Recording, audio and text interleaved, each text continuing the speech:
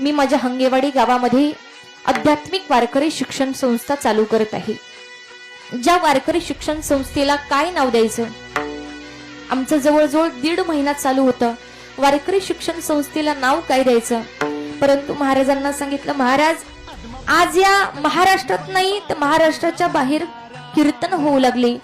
आज 30-40 हजार पब्लिक मध्ये कीर्तन होतं, पण मी मात्र शून्य होते आणि माझी किंमत जर कोणी वाढवली असेल तर ते अदमापूरचे असणारे श्री संत बाळूमामा आहेत।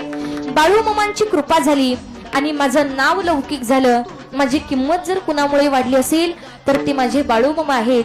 म्हणून या वारकरी शिक्षण संस्थेला मी माझ्या बाळूमामांचं नाव दिलेलं आहे, श्री संत बाळूमामा व श्री संत ज्ञानोबराया बहुउद्देशीय वारकरी शिक्षण संस्था असं या संस्थेला नाव दिलेलं आहे। या संस्थेचं ओपनिंग येत्या 25 मेला हंगेवाडी गावामध्ये या संस्थेचं ओपनिंग केलं जाणार आहे। जर कुणाची इच्छा आहे की ताई आम्हाला सुद्धा आमचा मुलगा किंवा आमची मुलगी या आध्यात्मिक वारकरी शिक्षण संस्थेमध्ये पाठवायची आहे, नक्की पाठवा।